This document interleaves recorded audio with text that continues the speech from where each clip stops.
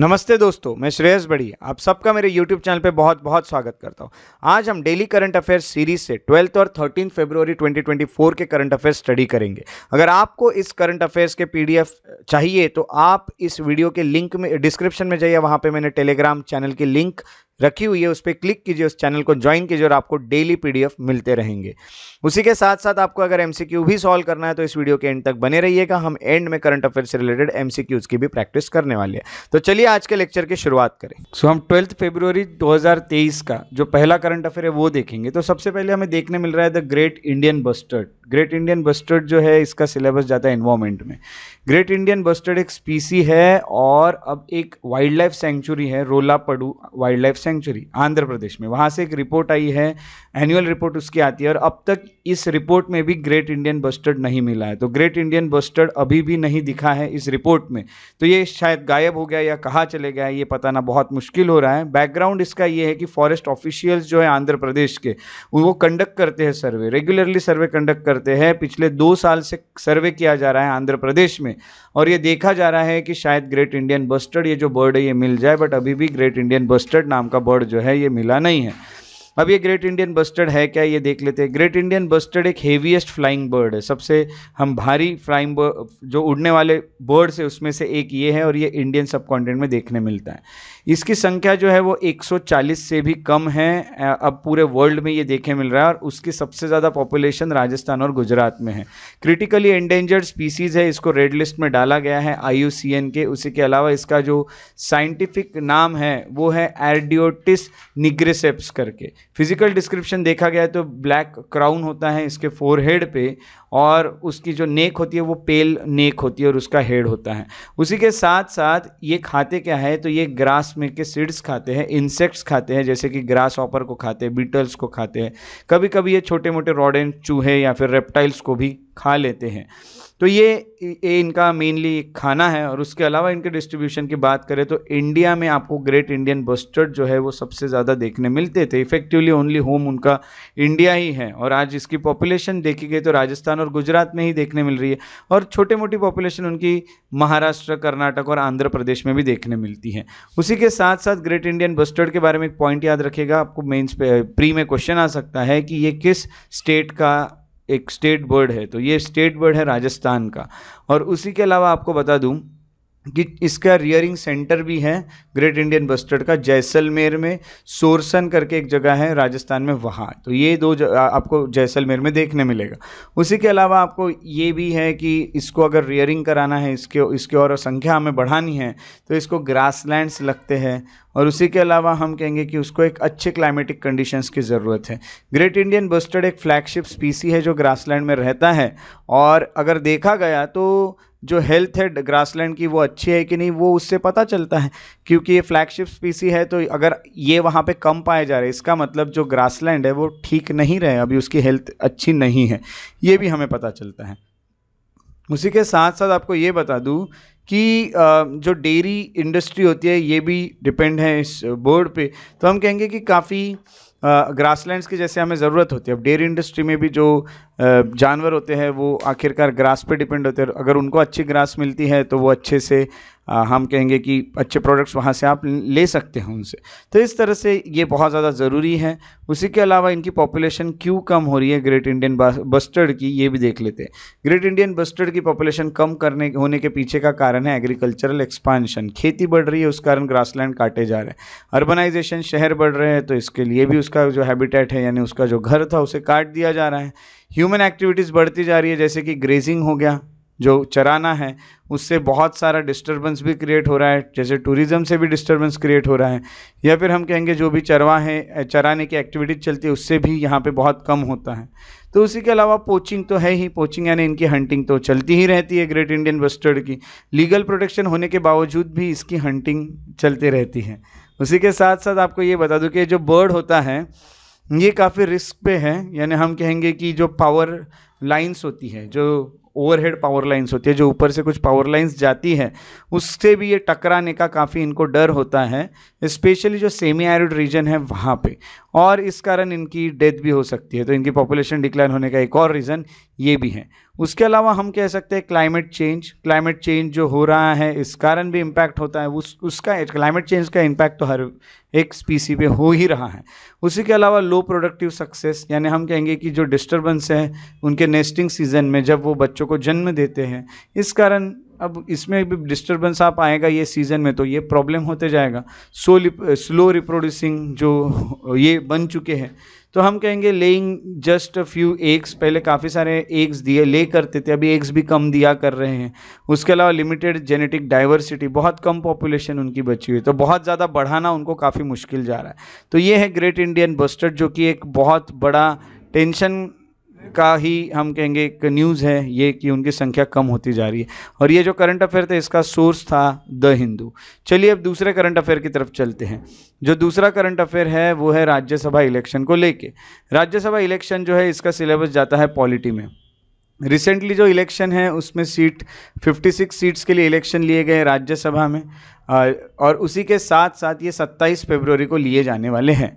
Background की अगर बात करें तो मेजर पॉलिटिकल पार्टीज जो होती है उन्होंने रिलीज़ की है लिस्ट कैंडिडेट्स की राज्यसभा इलेक्शन के लिए, और अगर देखा गया तो ये पूरे लिस्ट को अच्छे से हम कहेंगे कि देखा जाएगा, और बाद में लोकसभा इलेक्शन के वक्त भी हर चीज़ को डिसाइड भी किया जाएगा। अब राज्यसभा इलेक्शन की बात करें तो राज्यसभा एक परमानेंट हाउस है, आपको पता है इसके पूरे मेंबर्स एक साथ रिटायर नहीं होते हैं, तो कुछ इसके मेंबर जो होते हैं वो रिटायर होते हैं, ये पूरी तरह डिसॉल्व कभी नहीं होता है, और फिर जितनी सीट्स खाली हो इस पर इलेक्शन होते हैं, तो कंटिन्यूटी बनी रहे इसलिए 1/3 मेंबर ही हर दूसरे साल बाद रिटायर होते हैं। After every second year 1/3 members इसके रिटायर होते हैं, ऐसा आर्टिकल 83 जो है कॉन्स्टिट्यूशन का वो कहता है। उसी के अलावा आपको ये भी बता दो जो मेंबर्स हैं उनकी टर्म जो है वो 6 ईयर्स की है, और 245 मेंबर्स टोटल जो अभी आपको देखने मिल रहे हैं, इसमें से 12 नॉमिनेट की है प्रेसिडेंट ने। 233 रिप्रेजेंटेटिव्स है स्टेट्स और यूनियन टेरिटरीज़ की। यूनियन टेरिटरीज़ जो यहाँ पे आती है वो है दिल्ली और पुदुचेरी। लोकसभा के अगर राज्यसभा के पोल्स की बात करें तो इसमें वोट कौन करता है? राज्यसभा के जो मेंबर ऑफ पार्लियामेंट होते हैं इनको इलेक्ट किया जाता है एमएलएज के द्वारा इनडायरेक्ट इलेक्शन में। तो एमएलएज जो होते हैं वो चुनते हैं, वो वोट करते हैं राज्यसभा के जो भी मेंबर ऑफ पार्लियामेंट की वोटिंग है उसमें। आर्टिकल 80 जो है उसमें हमें ये देखने मिलता है कि मेंबर जो होता है shall be elected by elected member of state assemblies. तो जो इलेक्टेड मेंबर्स होते हैं एमएलएज वो चुनते हैं इन लोगों को सिंगल ट्रांसफरेबल वोट द्वारा। तो सिंगल ट्रांसफरेबल वोट और ये सब क्या होता है अगर आप जानना चाहते तो मैंने पॉलिटी पे भी वीडियोस बना के रखे हैं, आपको ये जो पॉलिटी की प्लेलिस्ट है ये भी आपको लिंक में डिस्क्रिप्शन में मिल जाएगी, वहाँ आपको सिंगल ट्रांसफरेबल वोट सिस्टम भी पता चल जाएगा क्या होता है। उसके अलावा जो 4th शेड्यूल होता है कॉन्स्टिट्यूशन का उसमें एलोकेशन ऑफ राज्यसभा सीट्स दी हुई हैं स्टेट्स और यूनियन टेरिटरीज को कितनी मिलेगी on basis of their population. Rajya Sabha के जो पोल होते हैं उसमें ओपन बैलेट होता है, जैसे राज्यसभा के जो वोट होते हैं उसमें ओपन बैलेट वाला सिस्टम होता है, but it is limited form of openness, यानी हर चीज़ बताई जाएगी ऐसा कुछ नहीं है। यानी हम कहेंगे सिर्फ एक मेजर है कि क्रॉस वोटिंग तो नहीं हो रही है, इसीलिए एक सिस्टम होता है हर of each party MLA showing his or her marked ballot to parties authorise agent, जिसको विप कहते हैं। तो आप कहीं दूसरे कैंडिडेट को तो वोट नहीं कर रहे हो, ये दिखाने के लिए आपके जो विप होंगे जो ऑथराइज्ड एजेंट होंगे उनको आपको दिखाना होगा कि आप किसको वोट कर रहे हैं, वहाँ पे एक मार्क रहेगा, तो ये बैलेट बॉक्स में डालने के पहले आपको दिखाना होगा। दूसरा है मार्क बैलेट जो होता है ये किसी और को दिखाना अपने पार्टी के ऑथराइज एजेंट के अलावा, ये वोट इनवैलिड होगा, यानी वो सिर्फ दिखाया जाता है। इसलिए कहा आपको कि इसमें ओपननेस है बट बहुत लिमिटेड ओपननेस है, बाकी लोगों को यहाँ पे दिखाया नहीं जाएगा, सिर्फ आपके पार्टी का जो ऑथराइज्ड एजेंट है उसी को दिखाया जाएगा। तो अगर उसको आपने नहीं दिखाया not showing the ballot to the authorise agent तो आपका वोट काउंट नहीं होगा। इंडिपेंडेंट कैंडिडेट जो होते हैं ये अपने बैलेट किसी को दिखाने से रोके गए, उनको दिखाने की ज़रूरत नहीं है किसी को। तो इस तरह से राज्यसभा के इलेक्शन होने वाले और ये बेसिक इन्फॉर्मेशन थी अबाउट राज्यसभा इलेक्शन जो कि न्यूज़ में रहे। तो इसका जो सोर्स था ये था द हिंदू ये सोर्स था। उसके बाद हम अगले जो करंट अफेयर उसमें आते हैं, और अगला जो करंट अफेयर होता है ये है ब्रूमेशन को लेके। ब्रूमेशन जो होता है इसका सिलेबस जाता है साइंस में। टिपिकली ड्यूरिंग कोल्ड मंथ्स हम ये कहेंगे ये ब्रूमेशन आपको देखने मिलता है। तो इसकी प्रोसेस जो है ये हाइबरनेशन की तरह ही है जो ब्रूमेशन होता है वो। रिसर्चर्स ने ये देखा है कि ब्रूमेशन जो होता है अलग अलग रेप्टाइलियन स्पीसीज जो होते हैं उनमें देखने मिल रहा है। जैसे हाइबरनेशन जो होता है वो भालू जो होता है वो करता है, बेयर जो होता है वो, वैसे ही ब्रूमेशन जो होगा ये अलग अलग रेप्टाइल वाले जो स्पीसीज है वो उनमें देखने मिल रहा है। अब ये ब्रूमेशन है क्या, ये देख लेते हैं। ब्रूमेशन की अगर सबसे पहले बात की जाए तो ये एक ऐसा नाम है जिसमें एक पीरियड बताया जाता है ऑफ डॉर्मेंसी या फिर स्लोड एक्टिविटी इन रेप्टाइल। एक ऐसा उनका पीरियड होता है जिसमें वो डॉर्मेंट होते हैं, एक तो वो कुछ काम ही नहीं करेंगे या फिर वो जो भी काम करेंगे वो बहुत स्लो करते हैं, जैसे कि हाइबरनेशन करते हैं मैमल्स। ये टिपिकली जब ठंडी का मौसम होता है तब ऐसा करते हैं, जब टेम्परेचर गिरने लगता है और खाने की कमी मिलती है जो रेप्टाइल्स होते हैं इनको, तो रेप्टाइल्स जो होते हैं वो ब्रूमेशन के स्टेट में चले जाते हैं ताकि वो अपनी एनर्जी बचा सके, यानी वो इस तरह के एडवर्स एनवायरमेंटल कंडीशन में भी खुद को सर्वाइव कर सके। ब्रूमेशन के टाइम पे जो रेप्टाइल्स होते हैं वो हम कहेंगे दे में रिट्रीट टू अंडरग्राउंड ब्यूरोज, उसमें चले जाते हैं वो कहाँ पे, तो जो भी गड्ढे रहेंगे ज़मीन के नीचे उसमें, या फिर हम कहेंगे कि जो रॉक क्रिवाइसेस होते हैं उसमें चले जाते हैं, या फिर बाकी जो शेल्टर्ड एरिया होता है वहाँ चले जाते हैं जहाँ पे टेम्परेचर रिलेटिवली उनको स्टेबल देखने मिलता है। मेटाबॉलिज्म जो होता है वो काफ़ी स्लो यानी हम कहेंगे होता है सिग्निफिकेंटली, इसी कारण वो हफ्ते महीने रह सकते हैं बिना खाए, क्योंकि मेटाबॉलिज्म एक्टिविटीज़ यहाँ पे नहीं देखने मिलती है। ये जो पीरियड होता है इसमें रिड्यूस्ड एक्टिविटीज़ देखने मिलती है, इस कारण जो रेप्टाइल होते हैं वो एनर्जी को कंजर्व कर लेते हैं और उनका रिसोर्स रिक्वायरमेंट जो होता है ये काफ़ी मिनिमाइज हो जाता है, काफ़ी कम हो जाता है, रिप्रोड्यूस भी नहीं कर, यानी हम कहेंगे कि रिड्यूस एक्टिविटी ज़्यादा नहीं करोगे, यानी आपकी एक्टिविटीज़ अगर कम रहेगी तो खाने की ज़रूरत ज़्यादा वैसे भी नहीं पड़ेगी। स्पीसीज जो होती है जो ब्रूमेशन में जाते हैं वो होते हैं बॉक्स टर्टल, पेंटेड टर्टल, है ना, जिनके ब्यूरो जो होते हैं वो मड में होते हैं, बॉटम ऑफ पॉन्ड्स और लेक्स। स्नेक्स जो होते हैं वो अंडरग्राउंड डेन या केव्स में चले जाते हैं। लिजर्ड जो होते हैं वो पत्थरों में छुप जाते हैं या फिर वेजिटेशन में छुप जाते हैं। ऐसा एक ब्रूमेशन नाम का टॉपिक है जो हमारे करंट अफेयर में रहा है। तो ये जो ब्रूमेशन है इसका जो सोर्स था ये था द हिंदू। तो द हिंदू से ये हमें ब्रूमेशन मिला है। ब्रूमेशन के बाद अगले करंट अफेयर पे चलते हैं और अगला करंट अफेयर है सिटीजनशिप अमेंडमेंट एक्ट को लेके। सिटीजनशिप अमेंडमेंट एक्ट जो है ये सिलेबस जाता है पॉलिटी में। होम मिनिस्टर जो है हमारे अमित शाह, उन्होंने रिसेंटली ये कहा है कि सिटीजनशिप अमेंडमेंट एक्ट जो होता है इनको इम्प्लीमेंट किया जाएगा बिफोर लोकसभा इलेक्शन 2024 के पहले इसको इम्प्लीमेंट किया जाएगा। सिटीजनशिप अमेंडमेंट एक्ट जो होता है इसको इंट्रोड्यूस किया गया था 2016 में पार्लियामेंट में और बाद में ये अलग अलग स्टेजेस से पार्लियामेंट में गुजरा। इसको 2019 में पास किया गया और अमेंडमेंट लाया गया सिटीजनशिप एक्ट में। सिटीजनशिप अमेंडमेंट एक्ट जो होता है it was pass by the parliament on 11 December 2019। Citizenship amendment act में नेबरिंग कंट्रीज़ के जो लोग होते हैं, यानी हम कहेंगे जिनको जो भी सिचुएशन या जो भी प्रॉब्लम्स फेस करने पड़ रहे हैं वो इंडिया के सिटीजन बन सकते हैं, नेबरिंग जो भी कंट्रीज़ है वहाँ के। ये जो एक्ट होता है इसने सिटीजनशिप एक्ट को अमेंड किया है 1995 के। सिटीजनशिप अमेंडमेंट एक्ट जो होता है ये इलीगल माइग्रेंट्स के लिए बना है जो इंडिया में एंटर करते हैं बिफोर 31 दिसंबर 2024, यानी जो भी लोग बाहर से आ रहे हैं इलीगली वो उनको भी यहाँ पे सिटीजनशिप मिल सकती है सिटीजनशिप अमेंडमेंट एक्ट द्वारा। उसी के अलावा जो माइग्रेंट्स होते हैं अफगानिस्तान के कहिए, बांग्लादेश के कहिए या पाकिस्तान के कहिए, और ये 3 देशों के अलावा इनकी जो रिलीजन है वो हिंदू, सिख, बुद्धिस्ट, जैन, पारसी, क्रिश्चियन कहिए, मुस्लिम्स को छोड़ के, तो ये सब लोग इंडिया के सिटीजन बन सकते हैं अगर इनको इनके देश में कोई भी प्रॉब्लम जा रहा है तो। सिटीजनशिप अमेंडमेंट एक्ट मुस्लिम्स को ये एलिजिबिलिटी नहीं देती है। सिटीजनशिप अमेंडमेंट एक्ट 1955 में इलीगल माइग्रेंट जो होते हैं वो फॉरेनर जो होते हैं, यानी हम कहेंगे जो बाहर से आ रहे हैं वो तो फॉरेनर ही कहलाएंगे, और वो इलीगल माइग्रेंट है जो हमारे कंट्री में एंटर कर रहे हैं बिना ट्रैवल डॉक्यूमेंट के, ना उनके पास पासपोर्ट होता है, ना वीज़ा होता है, ना कोई वैलिड डॉक्यूमेंट्स होते हैं, और एक टाइम बताया है उतने टाइम तक अगर वो इंडिया में रह गए तो उनको इंडिया का सिटीजन बनाया जा सकता है। अमेंडमेंट जो होता है वो कुछ मेंबर्स है 6 कम्युनिटीज़ के, उनको कहीं ना कहीं यहाँ पे हम कहेंगे कि एग्जेम्प्ट कर रहा है 6 कम्युनिटीज़ के किसी भी क्रिमिनल केस जो भी चली है उससे, यानी अगर उनके ऊपर कोई भी क्रिमिनल केस चली है फॉरेनर्स एक्ट में तो वो सब उनको उस पर माफ़ कर दिया जाएगा और उनको सिटीजनशिप फिर भी दी जाएगी पासपोर्ट एक्ट के द्वारा, या फिर जो 2 एक्ट है फॉरेनर्स एक्ट या पासपोर्ट एक्ट उसमें स्पेसिफाई की हुई है punishment for entering the country illegally and staying here on expired visas और परमिट्स, इसके लिए इनको सज़ा नहीं होगी।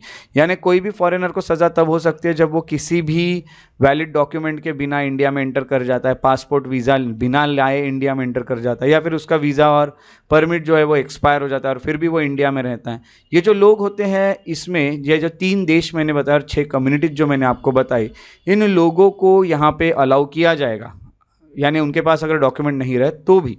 सिटीजनशिप एक्ट जो है 1955 का, उसमें ये बताया गया है कि नेचुरलाइजेशन से आपको सिटीजनशिप मिल सकती है। यानी आपको इंडिया में सिटीजनशिप के लिए पिछले 12 महीने के रिकॉर्ड्स दिखाने होंगे कि आप इंडिया में ही रहते हो, और पिछले 14 साल के भी दिखाने होंगे कि 14 साल जो है उसके पहले के 12 महीने के पहले जो 14 साल थे, उस 14 साल में एटलीस्ट 11 साल तो भी आप इंडिया में रहे हो।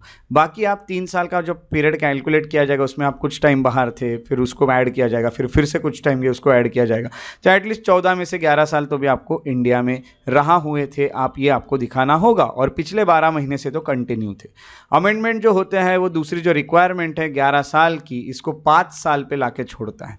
पहले हमारे कॉन्स्टिट्यूशन में लिखा था कि 11 साल आपको रहना होगा, जो मैंने अभी आपको बताया, बट इस अमेंडमेंट से ये 11 साल का जो टाइम था इसको 5 साल का कर दिया गया है 6 लोगों के लिए, 6 कम्युनिटीज़ के लिए, हिंदू, सिख, बुद्धिस्ट, जैन, पारसी और क्रिश्चियंस के लिए, और कंट्रीज़ के ही स्पेसिफिक लोग बांग्लादेश, इंडिया, अफगानिस्तान, बांग्लादेश, पाकिस्तान और अफगानिस्तान। तो इस तरह से सिटीजनशिप अमेंडमेंट एक्ट है, और अमित शाह जो हैं हमारे होम मिनिस्टर, उन्होंने कहा है कि ये जो लोकसभा के इलेक्शन हो जाएंगे 2024 से, तब से इसको इम्प्लीमेंट किया जाएगा। तो आपको यहाँ पे पता चल रहा है कि ये न्यूज़ मेरा, और इसका सोर्स जो था वो था PRS। अब आगे बढ़ते हैं, अगला करंट अफेयर जो है उसमें COP देखने मिल रहा है, कॉन्फ्रेंस ऑफ पार्टीज 28, UNFCCC जो है उसका। तो यहाँ पे 28 कॉन्फ्रेंस लिया गया, इसका सिलेबस जाता है GS3 में, एनवायरमेंट में, और 28 कॉन्फ्रेंस लिया गया है COP 28 UNFCCC का, दुबई में। तो हम कहेंगे कि ये दुबई जो है ये UAE में है, जैसे कि आपको पता ही है। अब यहाँ पे क्या होता है कि ये जो समिट होता है इसमें एक्सट्रीम वेदर के कुछ ईयर बताए गए हैं, यानी बहुत बुरे वेदर इवेंट्स हुए हैं ऐसे टाइम, तो ये सब यहाँ पे डिस्कशन होते हैं। बट COP क्या होता है ये हमें सबसे पहले जानना होगा। COP यानी एक गैदरिंग होती है, एक मीटिंग होती है। मीटिंग जो होती है वो किसके अंडर चलती है, तो United nation framework convention on climate change, that is UNFCCC के तहत ये मीटिंग चलाई जाती है, और ये एक मल्टीनेशनल ट्रीटी होती है। मल्टीनेशनल ट्रीटी यानी जहाँ पे एक से ज़्यादा देश इसको साइन कर रहे हो, ऐसी ट्रीटी। उसके अलावा ये जो सेशन होते हैं, सेशन में जो भी पार्टिसिपेटिंग कंट्रीज़ हैं उनको पार्टीज कहा जाता है। वो देखते हैं कि उनको क्या करना चाहिए, उनके गोल क्या है। पेरिस एग्रीमेंट हुआ था बीच में, जिसमें हम क्लाइमेट चेंज के ऊपर काम करने वाले थे। उसमें जो देश लोग, जितने भी देश हैं, उनको जो भी गोल दिया था कि हमें जो भी टेम्परेचर है उसको 1.5 डिग्री सेल्सियस तक लाके छोड़ना है। यानी हम कहेंगे कि देखो कि जब इंडस्ट्रियल रिवॉल्यूशन हुआ, एक तरह से एक टाइम पकड़ लेते जब इंडस्ट्रियल रिवॉल्यूशन हुआ, जब इंडस्ट्रीज बनना शुरू हुआ, और एक टाइम पकड़ लेते प्री इंडस्ट्रियल रिवॉल्यूशन। तो प्री इंडस्ट्रियल रिवॉल्यूशन में जो भी हमारा टेम्परेचर हुआ करता था, अर्थ का एवरेज टेम्परेचर, वो इंडस्ट्रियल रिवॉल्यूशन में तो बढ़ेगा, क्योंकि इंडस्ट्रीज बढ़ रही है, पोल्यूशन बढ़ रहा है, टेम्परेचर बढ़ेगा। बट हमें ये याद रखना है कि इस टेम्परेचर को हमें 1.5 डिग्री सेल्सियस के ऊपर नहीं बढ़ने देना है। तो ये हमारा एम था, हम उसको ज़्यादा नहीं बढ़ने देंगे। हम कार्बन डाइऑक्साइड जैसे जो गैसेस उसका एमिशन कम करेंगे। COP 28 जो होता है उसका 18वां सेशन जो होता है वो क्योटो प्रोटोकॉल, यानी हम कहेंगे कि वहाँ पे जो पार्टीज है उन्होंने क्योटो प्रोटोकॉल पे भी काम किए हैं। और 5वां जो सेशन था वो पेरिस एग्रीमेंट था, CMA 5। तो इसी के साथ साथ फाइनल डॉक्यूमेंट जो था उसका अडॉप्ट किया गया, UAE कॉन्सेंसस कहा जाता है जिसे। तो ये चीज़ें हुई। अब मेजर आउटकम क्या निकले इस बार के COP 28 के। सबसे पहले आपको ये बता दो कि COP 28 जो होता है वो ये देख रहा है कि हमें अब फॉसिल फ्यूल्स की एनर्जी सिस्टम से बाहर निकलना होगा। यानी हम जो फॉसिल फ्यूल का यूज़ कर रहे हैं आज भी एनर्जीज बनाने में, कोयले से लेके हर चीज़, उसको हमें थोड़ा सा चेंज करना होगा, क्योंकि मेन बात है इससे होता है पोल्यूशन। तो अगर हम इसको नेट ज़ीरो पहुंचा दे 2025 तक, यानी हमें इसे यूज़ ही नहीं करना, 2050 तक। उसके अलावा ग्लोबल कूलिंग प्लेज हमें लेना है, एक शपथ लेनी है कि हम अपने अर्थ को थोड़ा टेम्परेचर उसका कम करेंगे, उसकी कूलिंग करेंगे। COP 28 में 66 नेशनल गवर्नमेंट्स ने साइन किया है। उन्होंने ये कहा है कि हम जो टेम्परेचर है उसे कम करने की ज़रूर कोशिश करेंगे 2050 तक, जितने भी सेक्टर्स हैं उसमें, यानी 68% जितना 2022 का था उससे 68% हम कम करने की कोशिश करेंगे, जो एमिशन हम कर रहे हैं, पोल्यूशन हम कर रहे हैं उसको। उसके अलावा ट्रिपल न्यूक्लियर एनर्जी भी लॉन्च की है COP28 में, और यहाँ पे न्यूक्लियर एनर्जी की कैपेसिटी जो है उस पर भी काम किया जाएगा, उसको ट्रिपल किया जाएगा 2050 तक। इतना ही नहीं तो जो मेंबर कंट्रीज होती है उन्होंने एग्रीमेंट किया है द लॉस एंड डैमेज, जो भी अब तक हमने एनवायरनमेंट को लॉस एंड डैमेज किया उसके लिए फंड देंगे हम लोग, यानी हम यहाँ पे पैसे देंगे और वो फंड जो होता है वो देश, जितने भी देश है उनको दिए जाएंगे ताकि वो अपने क्लाइमेट चेंजेस के जो इम्पैक्ट है उसको ठीक कर सके। क्लाइमेट चेंज के कारण बहुत बुरे असर पड़ रहे हैं, वो सब के लिए कुछ फंड जो लगेंगे वो यहाँ दिए जाएंगे। उसके अलावा global renewable and energy efficiency pledge लिया है, एक हमने फिर से एक शपथ ली है कि हम सब जितने लोगों ने साइन किया इस COP को, हम सब साथ में मिलकर काम करेंगे और जितने भी वर्ल्ड में रिन्यूएबल एनर्जी के जनरेशन्स है उसकी कैपेसिटी हमें एटलीस्ट 11,000 गीगावाट तक पहुंचाना है 2030 तक।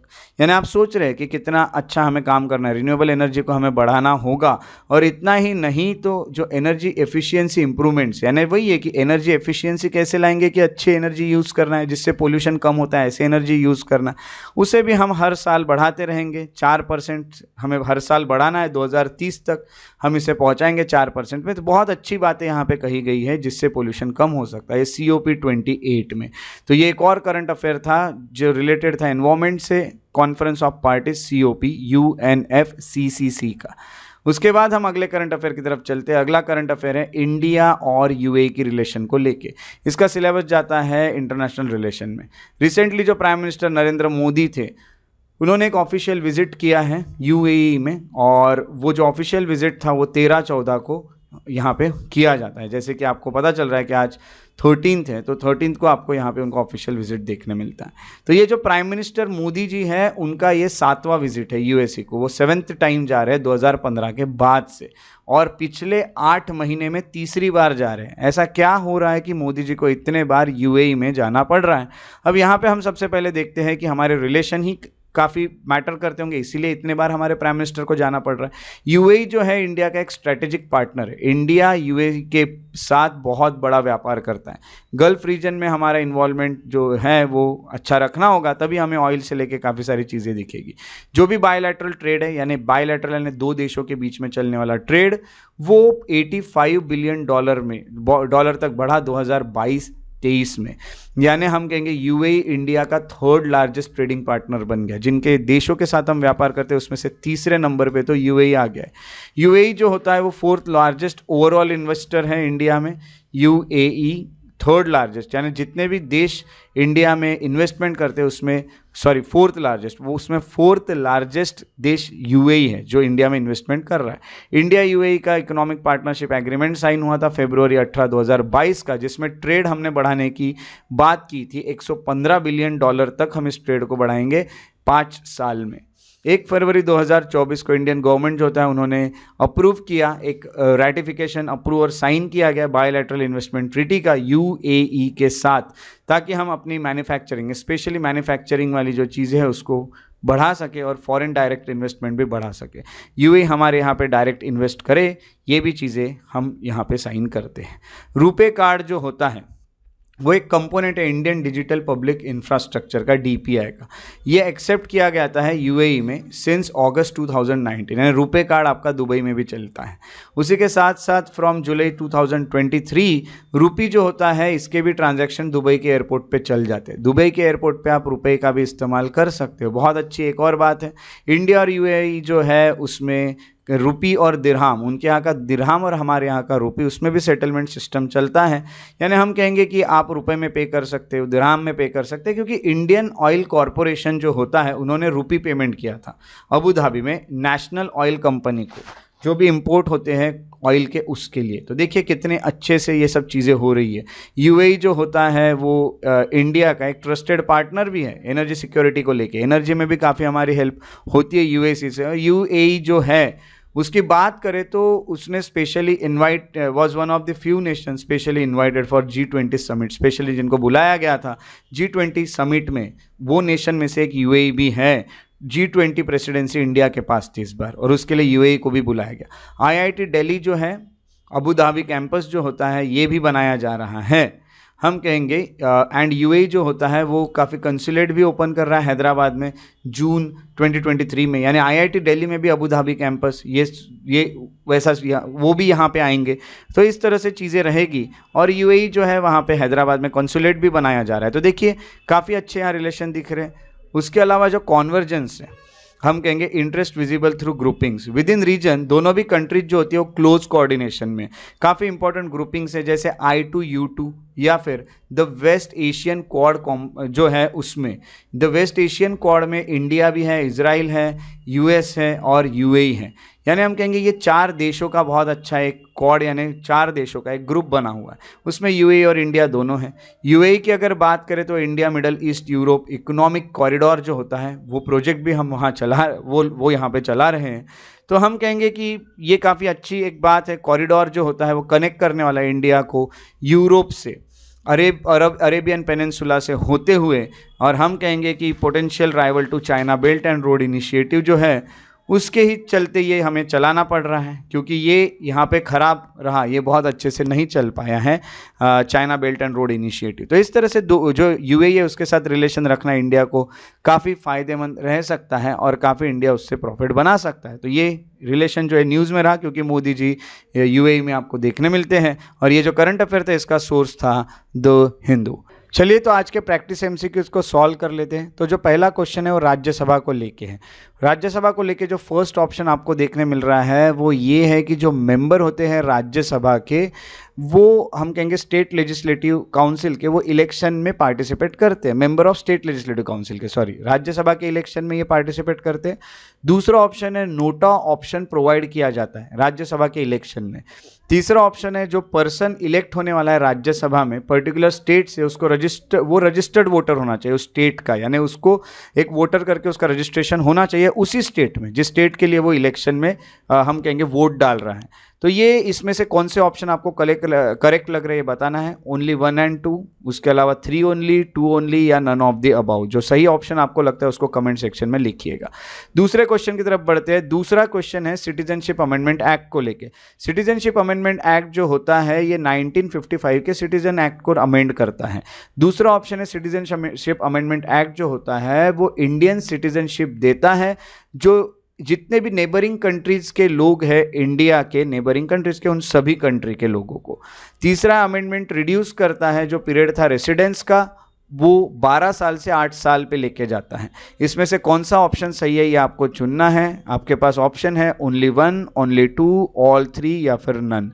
तीसरे क्वेश्चन की तरफ चलते हैं। तीसरा जो क्वेश्चन आपको देखने मिलता है वो है हम कहेंगे कि जो हमने एक प्रोसेस देखी थी उसको लेके कौन सी टर्म डिस्क्राइब करती है पीरियड ऑफ डॉर्मेंसी या स्लोड एक्टिविटी रेप्टाइल्स में। पहला है हाइबरनेशन, दूसरा है ब्रूमेशन, तीसरा है एनाबोलिज्म या चौथा है कैटाबोलिज्म।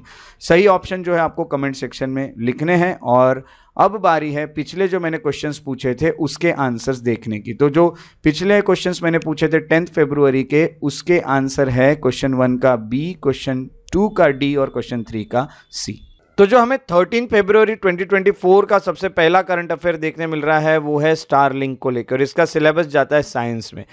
रशिया ने मंडे को यूक्रेन का जो क्लेम था उसे रिजेक्ट कर दिया है कि यूक्रेन के जो ट्रूप होते हैं वो फाइट कर रहे हैं on the front line using Starlink terminals.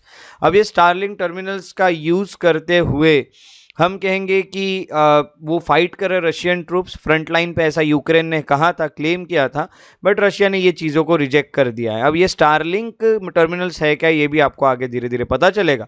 तो सबसे पहले चलते हैं बैकग्राउंड की तरफ जब आते हैं तो जो क्रेमलिन है उन्होंने ये कहा है मंडे को कि एलन मस्क का जो स्टारलिंक सैटेलाइट इंटरनेट सिस्टम है वो सर्टिफाइड नहीं है यूज़ करने के लिए, ना ही वो ऑफिशियली सप्लाई किया गया है रशिया को, इसीलिए इसे यूज़ नहीं किया जा सकता। यूक्रेन जो होता है वो यूज़ करता है स्टारलिंक का मिलिट्री कम्युनिकेशन के लिए। स्टारलिंक को हम कहेंगे जितना भी कॉन्फ्लिक्ट चला है रशिया के साथ उसमें जो हम कहेंगे यूक्रेन ने उन्होंने यूज़ किया है, ऐसा संडे को कहा गया है रशियन ट्रूप्स द्वारा।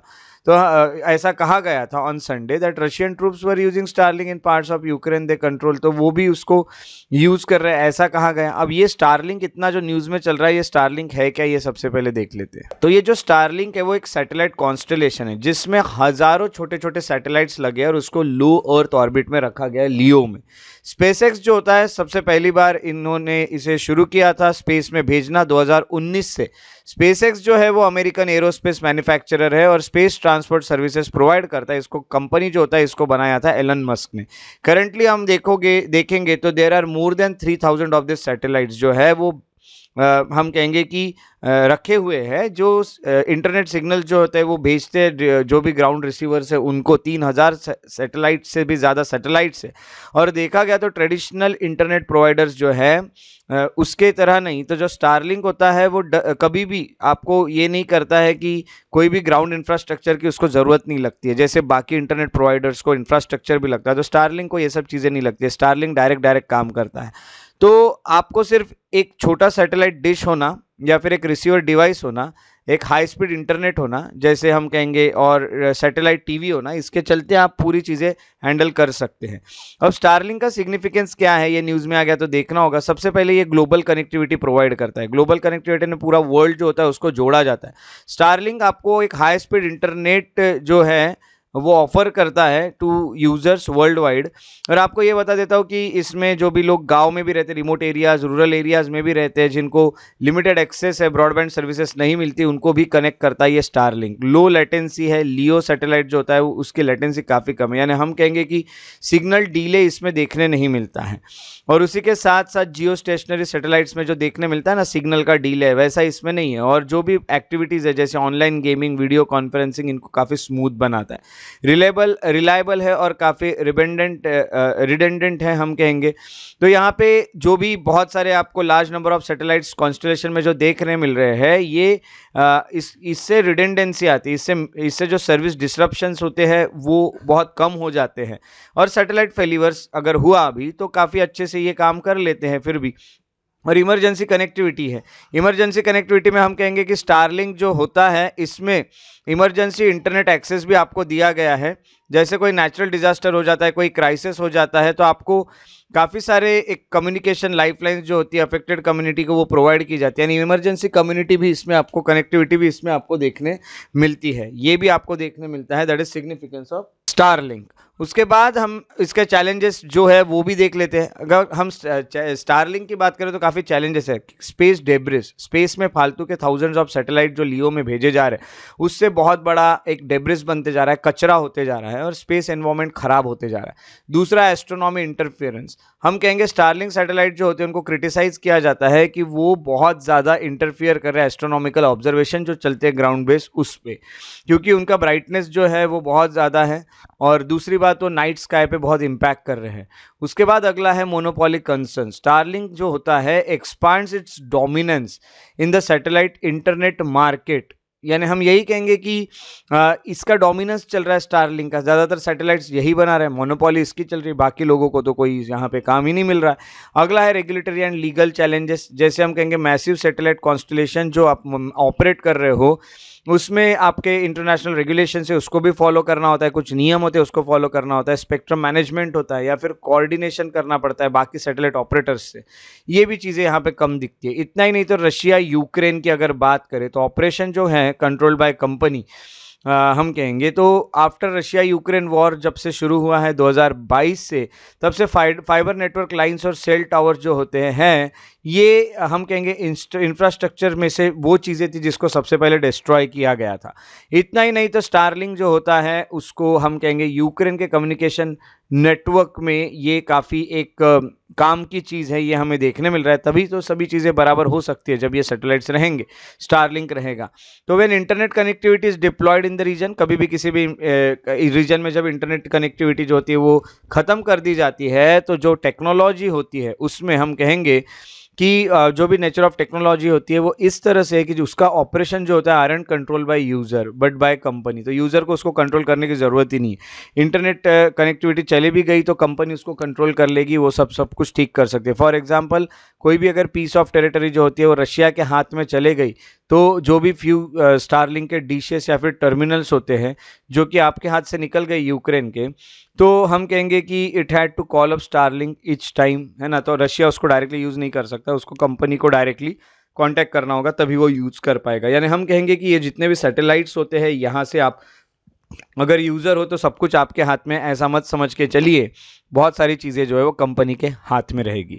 तो ये पहला करंट अफेयर आपको देखने मिल रहा है जो कि 13 फरवरी का है स्टार लिंक को लेके, और इसका जो सोर्स था वो था रियूटर्स। उसके बाद का करंट अफेयर्स देखते हैं, और वो करंट अफेयर देखने मिल रहा है इंडेक्स ऑफ इंडस्ट्रियल प्रोडक्शन। ये तो आईआईपी से कहा जाता है, इसका सिलेबस जाता है इकोनॉमी में। इंडस्ट्रियल आउटपुट जो होता है उसमें माइल्ड रिकवरी देखने मिल रही है दिसंबर में। 3.8% जो है लेटेस्ट इंडस्ट्रियल ग्रोथ फिगर जो है as per index of industrial production, ये नवंबर 2023 से ऊपर जा रहा है।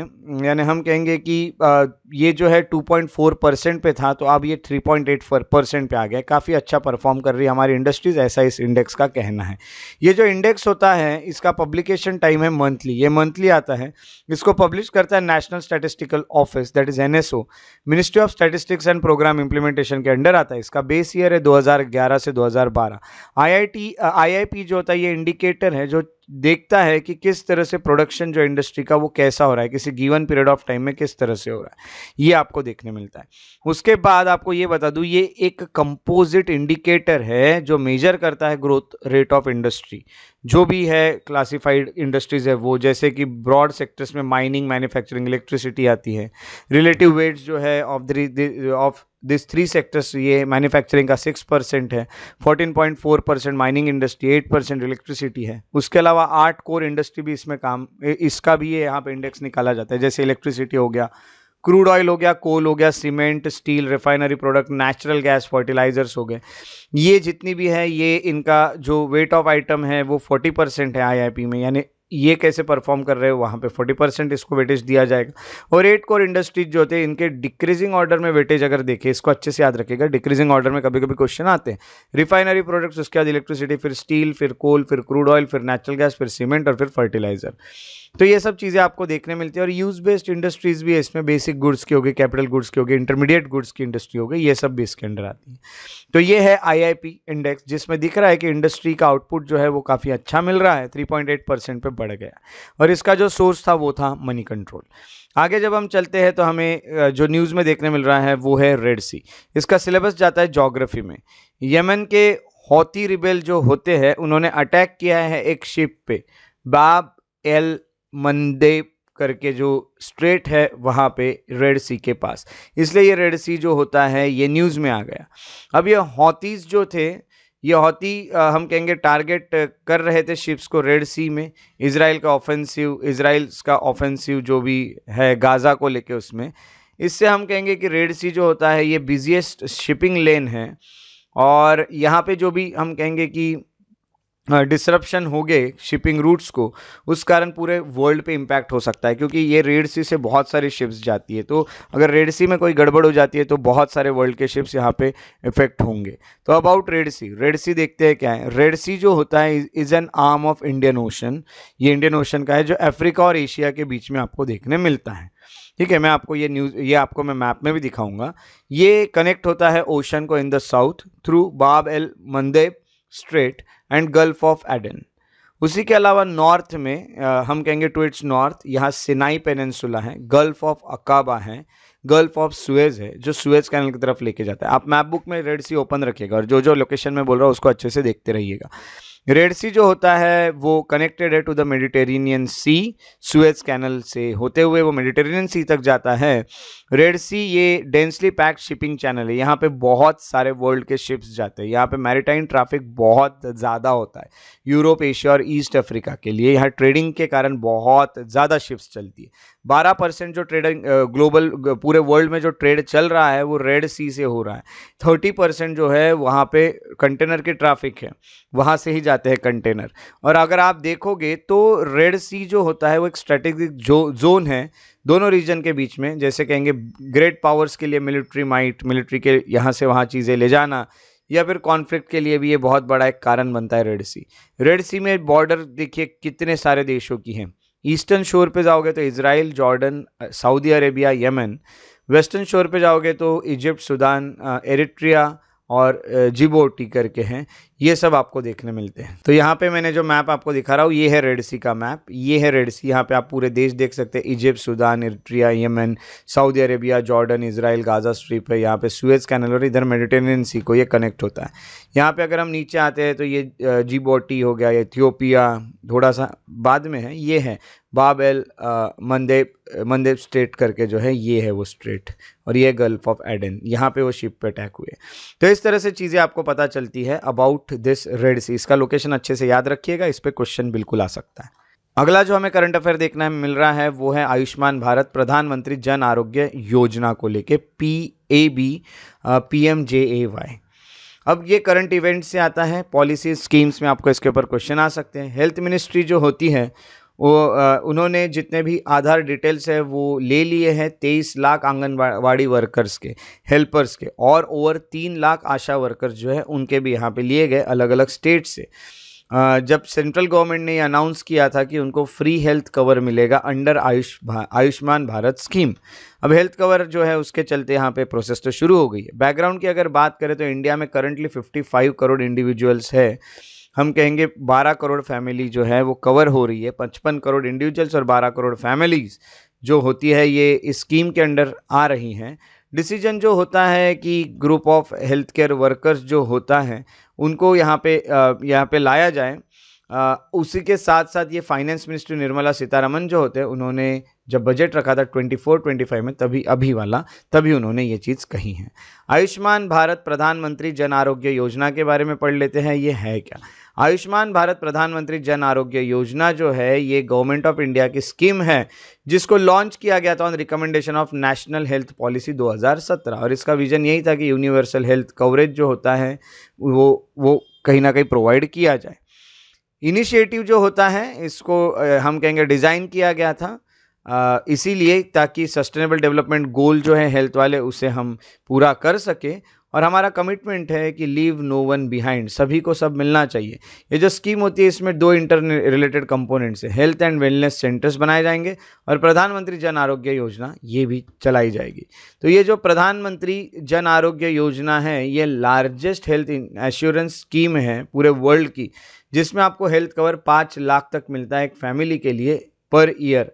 सेकेंडरी टर्शियरी केयर हॉस्पिटलाइजेशन अगर आपको एडमिट किया जाता है तो आपको 5 लाख रुपए मिल सकते हैं।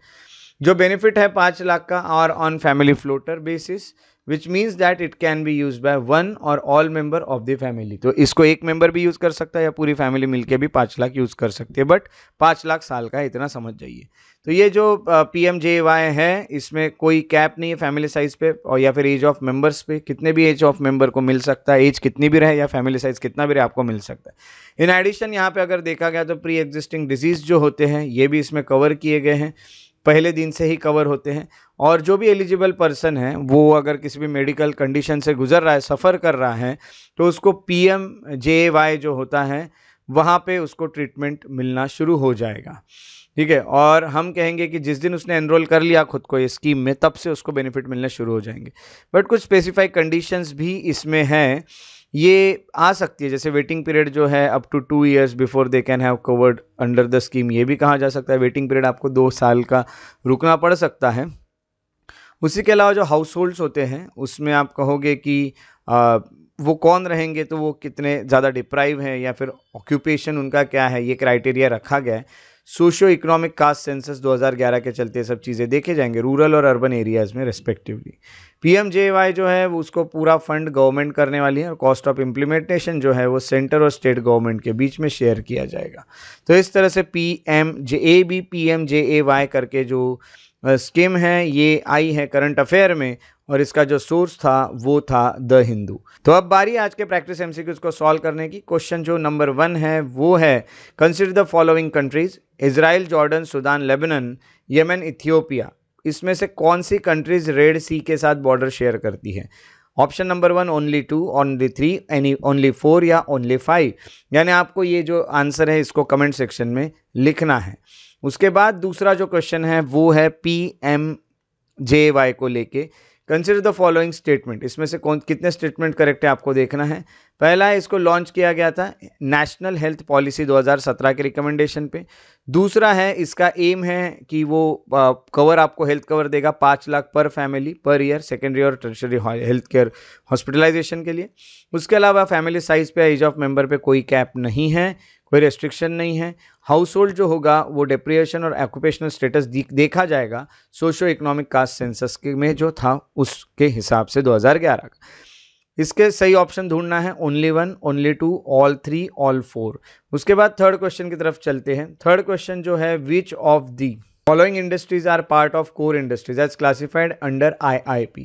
First is electricity, second is coal, third is cement, fourth is steel and fifth is fertilizer. आपको करेक्ट ऑप्शन जो है वो देखने हैं। पहला है 1, 2 एंड 5, दूसरा है 3 एंड 4, तीसरा है 1, 2 एंड 3 और चौथा है ऑल ऑफ दी अबव। अब हम देख लेते हैं जो 12 फरवरी के मैंने आपको क्वेश्चंस पूछे थे उसके आंसर। क्वेश्चन नंबर 1 का है डी, क्वेश्चन नंबर 2 का है डी और क्वेश्चन नंबर 3 का है बी। अगर आपको मेरे वीडियोस पसंद आते हैं तो उन्हें लाइक जरूर करें, शेयर करें और मेरे यूट्यूब चैनल को सब्सक्राइब करके बेल आइकॉन को प्रेस करना ना भूलें ताकि आने वाले वीडियोस के नोटिफिकेशन आपको रेगुलरली मिलते रहे। अगर आप और अपडेट्स चाहते हैं तो आप फेसबुक पेजेस जो है मेरे उनको भी फॉलो और लाइक कर सकते हैं, श्रेयस बढ़िया इंटरप्रिटेशन। अगर आप मुझसे कोई भी क्वेश्चन पूछना चाहते हैं, कोई भी डाउट पूछना चाहते हैं तो आप मुझे डायरेक्ट मैसेज के थ्रू इंस्टाग्राम पे भी पूछ सकते हैं। मुझे फॉलो कीजिए श्रेयस बढ़िया द पीस लवर पर, आपको आपके सवालों के जवाब भी मिलते रहेंगे। उसी के साथ साथ अगर आप मुझे मेल करना चाहे तो shreyasbadi@gmail.com पे आप मुझे मेल भी कर सकते हैं। और अगर आप और भी इंफॉर्मेटिव वीडियो चाहते हैं तो आप मेरे एकेडमी श्रेयस IAS एकेडमी के जो अकाउंट है इंस्टाग्राम पे और फेसबुक पे, वहां भी उसे फॉलो करके मुझे सपोर्ट दिखा सकते हैं। मेरे साथ इस वीडियो में बने रहने के लिए बहुत बहुत शुक्रिया। Thank you so much for being here. Take care and have a very good day.